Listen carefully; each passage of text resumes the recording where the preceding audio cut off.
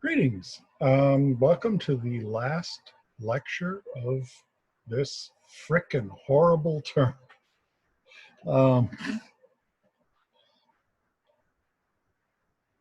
so this is the review for the final. Um, my hair is getting almost to the point where I can start the academic ponytail. And by the time I'm done with this isolation, I'm sure it's going to be well long enough. um,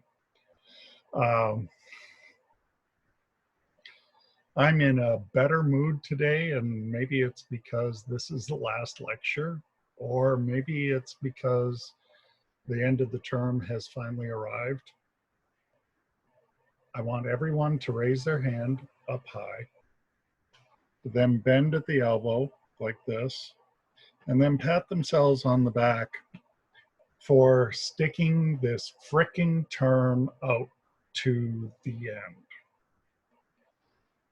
You have approached and probably exceeded the worst term I had as an undergraduate. My worst term was winter term of my senior year. We were on quarters at that time, and so it was 10 weeks. And 2 of those weeks I spent at home with mononucleosis. So I missed 20% of the term.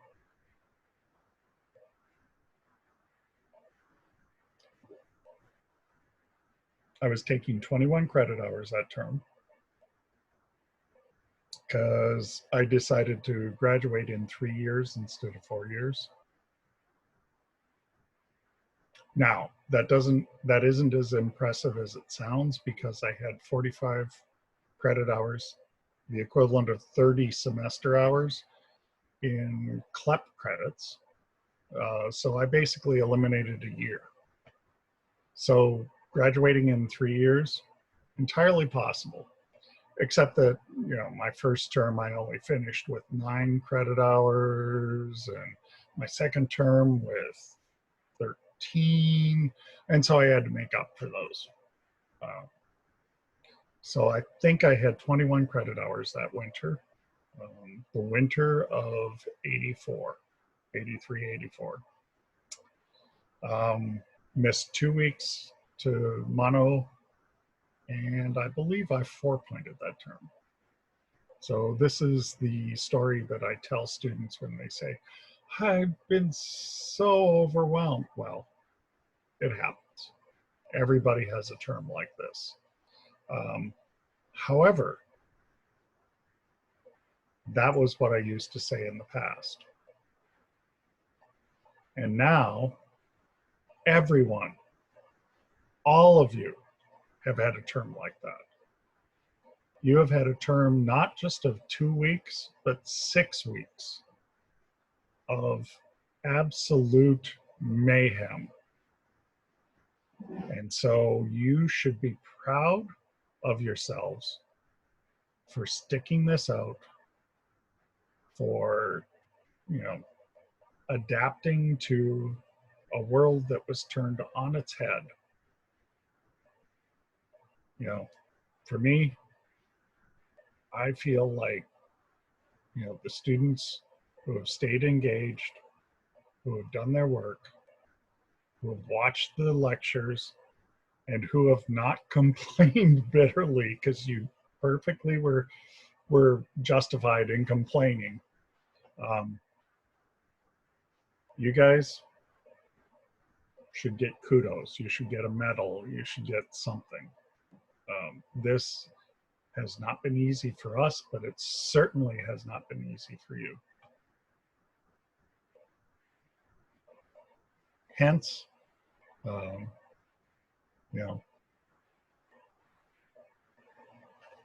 applause from the basement of Smith.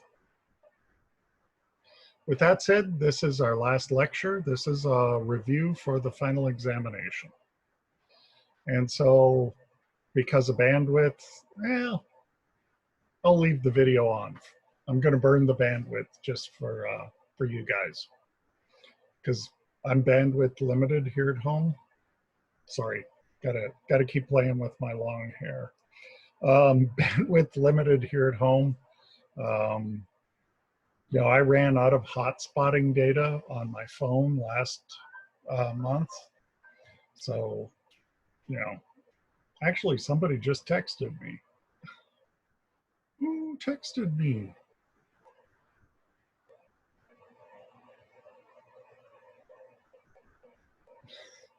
So, so one of my students actually texted me, one of my students who got a hold of my phone number. I don't give up my phone number easily. So I'm going to do a quick rundown of what you need to know for the final. And remember that the final is, I believe, 10 to 12 on Wednesday, okay, of next week. We're going to run this in Moodle. I'm going to limit it to a specific time period, 10 to 12. You need to log in at 10, you need to start taking the test at 10, and you need to finish before 12. For those of you who have accommodations, you need to email me. You need to describe what your accommodation, you know, not what your accommodation is, but when you want to take the test with your accommodations. So I've already heard from one of you. You know who you are. And we've arranged, or I will arrange, so that that accommodation is satisfied. For the rest of you with accommodation, email me and tell me the hours at which you want to take the final. Okay. Just like test number 3, I'm going to allow you to use your textbook. Just like test number 3, you're going to be time limited. And just like test number 3, you should study, because referring to your textbook takes time, and that's not going to be a reasonable way to approach this. So, what do you need to know for the final? Okay, you need to know the basics of the language. The language is the language. You've been using it all term. You've done 8, hopefully. For those of you who haven't, but those of you who have, you've done 8 programming assignments in the language. You should understand how to include libraries. You should understand how to build programs. You should understand how to write functions. You should understand how to use repetition, decision, assignment, and you should understand what designates a sequence. You should understand the 4 different types of repetition that we've covered: for loops, while loops, and do whiles. And you should understand when those are appropriate for use. So given a set of circumstances, which loop should you use? You should understand decision. Decision is done with ifs or switches. Ifs can have if-elses and elses. Switches have cases, and you need to know how case works and how the break affects cases. You should also know how default works, okay, the catch-all. Now, assignment, we've seen assignment for the basic built-in types. We've also overloaded assignment operators for classes, and so you should know how that works. Sequence is just curly braces. Curly braces define a block of code, and that block of code executes in sequence. Okay? So that's your assignment, sequence, decision, repetition. Know those. Okay? Then the bits and pieces of the language that you need to know. You need to know how functions work. You need to know how reference parameters work. You need to know how parameters work. You need to know how return values work. You need to know typing of functions. Okay. You need to understand that main in and of itself is a function, and that is the entry point for any executable. Okay. So understand all of that. You need to understand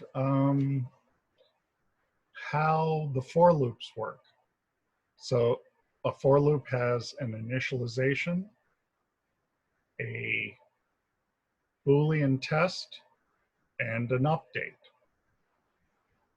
You need to know how to convert a while loop into a for loop and a for loop into a while loop. They are equivalent. And so I can take any while loop and make it a for loop, and I can take any for loop and make it a while loop. Plain and simple. Okay. Because both of those loops and the do while loop, for that matter, use a Boolean expression, you need to understand the Boolean operators, that is the logical operators. So and, or, not. And you need to understand the relational operators. The relational operators determine the relation between two values. They can be variables, they can be literal values, they can be, they can be classes who have had their relational operators overloaded. And so those relational operators produce Boolean values, a true or a false. And there are 6 of them. Less than, greater than, less than or equal to, greater than or equal to, not equal to, and equal to. And so you need to know those as well. You need to know the built-in types in C++. So short, int, long, double, float, char, bool,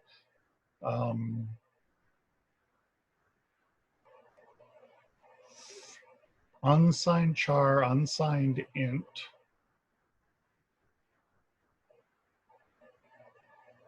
and then some of the specific types.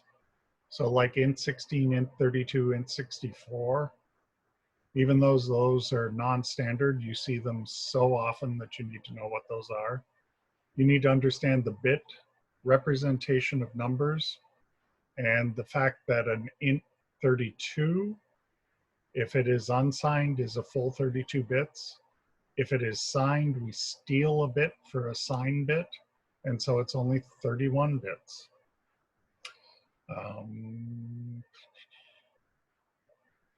I guess that's about it for those. You need to be able to read code and say what the output is, be very precise about that. You need to be able to write code and for a specific purpose. Let's see. You need to know some basic basic code patterns that we use, like adding up all the numbers from 1 to n. That's a standard pattern that everyone needs to know. So that's called a summation pattern. Related to that is a product pattern, which is multiplying all of the numbers together. That's a factorial. You need to know that. Let's see. I'm drifting through my notes. You need to know what a const does. You need to know, let's see. You need to know arrays, how to define arrays, including multi-dimensional arrays. Many of you didn't get the multi-dimensional arrays correct on test 3. So study that. You need to know how functions take parameters and how they return values. And I think that's it for the nuts and bolts of the language. Now we move to objects. So you need to know what a struct is, how to declare a struct, how to use a type def to rename either a class or a struct. You need to know how to build classes. You need to know what the various pieces of those classes are, that you must have a constructor, you must have a destructor. The rest of the class is optional, but you should know copy constructors, assignment operator overloads. Both of those are very similar. You should understand how to overload stream insertion, stream extraction, overload the relational operators. You should know what getters are, that is accessors. You should know what mutators are, that is setters. You should know private data versus public methods. You should know what the problem is if you put your data in public. You should know why you should separate the data for the application program from the data or from the implementation of the abstract data type. So a stack or a queue or a linked list, okay? Understand the security aspects of that. Understand the code reusability aspects of that. So two pieces of that: code reusability and security. Let's see, what else? You should understand, you should understand or know how to define a class. You should understand the difference between the specification and the implementation of a class. You should know your basics of including libraries. You should know your basics of argv and argc, that is how to get parameters, command line parameters into a function.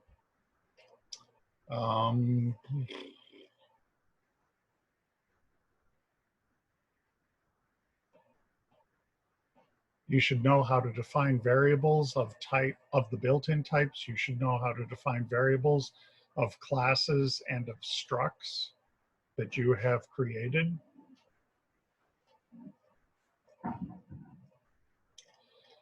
And then you should know your abstract data types. In this course, we have covered stacks, queues, and linked lists. We have covered the special cases for insertion and removal in stacks, queues, and linked lists. We have covered push and pop. Push and pop are mutators for the stack. We have studied enqueue and dequeue. Those are the mutators for a queue. And we have looked at insert and remove, which are the mutators for a list. We have also done a lot with pointers. You should understand how pointers work. You should understand how seg faults occur. You should understand what null does, how to declare a pointer, how to use a pointer, how to dereference a pointer, how to use the dot operator and the arrow operator.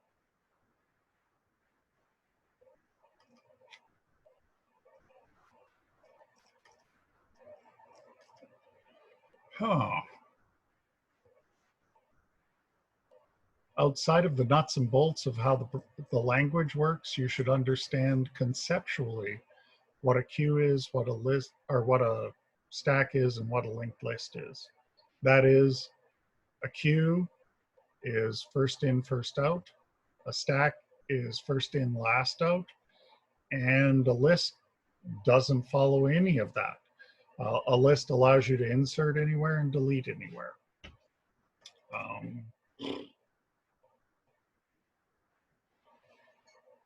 It's getting late, so I'm getting tired here. Wow. You should know how to do input and output files. Okay, we didn't do a lot with output files, so I'm going to concentrate mainly on input files, but you should be able to read, given the format of an input file, you should be able to set up code to read from that input file.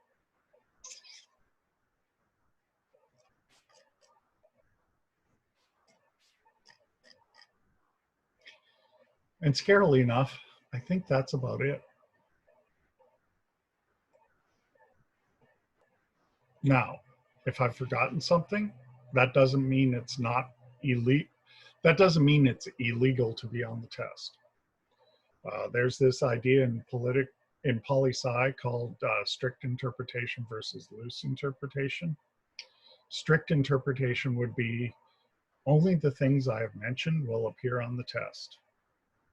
Loose interpretation is anything that was unsaid is still fair game. Now, there's this whole strict versus loose interpretation of the Constitution. You can treat my review for the final as strict versus loose interpretation. I will guarantee you, if you treat this as strict interpretation, you will not be listened to.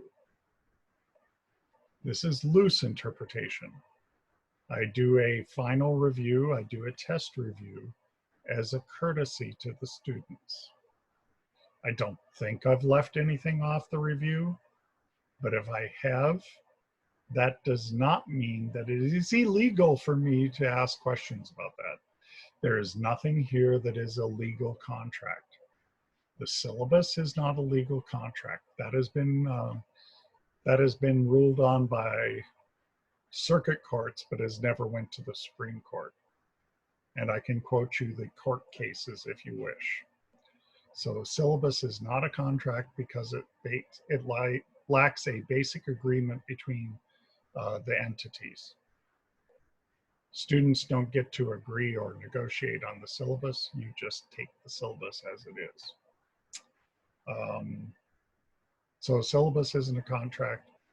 Definitely this review is not a contract, neither verbal nor written.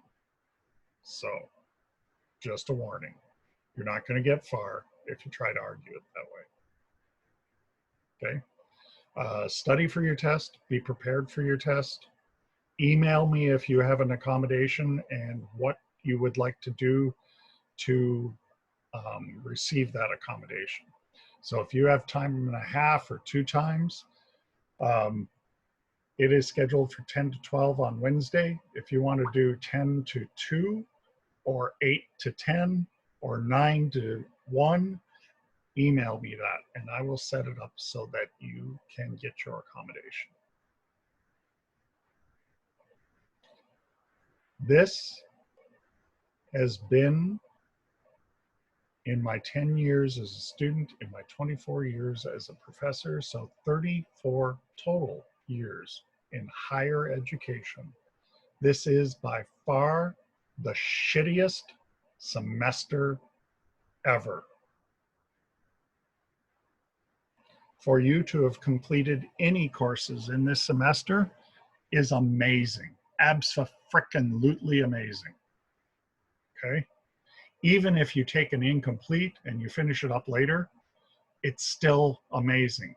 We spent almost 1/2 of this term under lockdown.